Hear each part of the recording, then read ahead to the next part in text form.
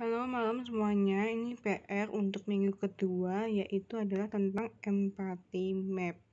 Nah, kita gimana bisa kenal konsumen itu pakai dengan empathy map supaya bisa kenal banget. Nah, aku kali ini akan bahas bukan untuk mebel atau furniture, bukan untuk laundry saya juga, tapi saya mau belajar untuk coba-coba di bisnis kuliner atau F&B, food and beverage.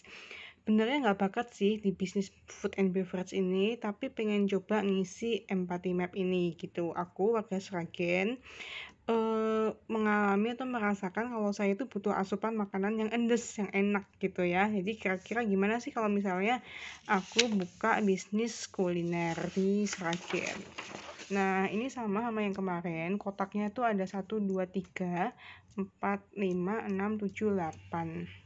Yang pertama kita bahas tentang geografi. Geografinya itu tetap di Kabupaten Sragen. Bagian utara, selatan itu kenal banget. Utara tuh lebih tandus, kalau selatan itu subur. Terus di selatan itu banyak buka lahan untuk perumahan subsidi. Ya, perumahan yang kecil-kecil itu dan subsidi. Ini juga benarnya bisnis atau peluang baru sih guys. Bukan untuk developernya, tetapi untuk melengkapi fasilitas yang ada.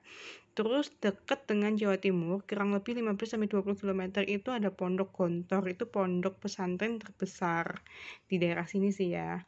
Terus kalau daerah kecamatan juga udah mulai rame, banyak jalan-jalan raya yang sudah diaspal, terus ada jalan tol juga dilewatin, terus ada jalan provinsi juga, banyak truk sama bis malam. Nah, teman-teman juga lihat karena kalau kredit motor itu murah, jadi banyak yang pada punya sepeda motor. Terus jalan raya juga udah bagus, jadi banyak yang seliweran, jalan-jalan gitu gampang gitu ya. Terus demografik, kadang-kadang cek juga UMR di Sragen itu berapa, terus sama yang udah buka itu kedai-kedai makanan atau minuman itu kira-kira jual di harga berapa sih gitu. Nah, kalau orang-orangnya di Sragen itu orang lokalnya itu pasti anak sekolahan. Nggak mungkin lah kalau putus sekolah tuh jarang banget, pasti punya pendidikan. Terus kalau orang lokal juga yang beda kecamatan kadang-kadang kerja di kota itu dia ngekos, jadi cuma Sabtu Minggu dia pulang atau kadang-kadang nggak pernah pulang. Terus anak-anak lokal juga, orang Sragen yang kuliah, biasanya pergi kuliahnya itu kalau nggak ke Jogja ya ke Solo. Ada juga yang merantau ke luar pulau atau luar negeri, sedangkan keluarga ditinggal. Jadi ini benernya punya nilai ekonomi lebih tinggi ya, maksudnya kemampuan ekonomi. Terus ada juga para pendatang, kebanyakan itu dokter dan paramedis. Karena emang di sini dokter spesialis belum banyak, jadi banyak mendatangkan dari luar kota. Terus ada juga pegawai negeri, yaitu jaksa sama hakim. Terus juga pegawai Pertamina, karena banyak proyek-proyek pemerintahan yang lagi dibangun di daerah sini. Untuk behavior atau kelakuan beli. Nah, biasanya tuh kalau beli itu di deket-deket tanggal gajian atau tanggal muda. Terus kalau misalnya orang daerah gitu, kalau misalnya mau minta keluarganya atau orang tuanya, biasanya nunggu musim panen. Ini kalau yang lebih setengah tua ya, tidak berlaku untuk netizen muda. Terus kalau kuliner biasanya mereka suka cari makan siang, makan malam untuk pulang sekolah. Sekarang tinggal sekolah ya. Terus kalau malam untuk keluarga-keluarga atau misalnya nongkrong untuk akhir pekan.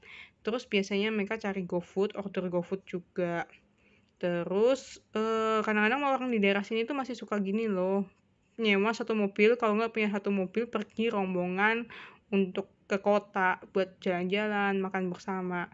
Nah, terus yang terakhir adalah budaya arisan. Di sini masih ada budaya arisan ibu-ibu, arisan RT dan lain-lain arisan.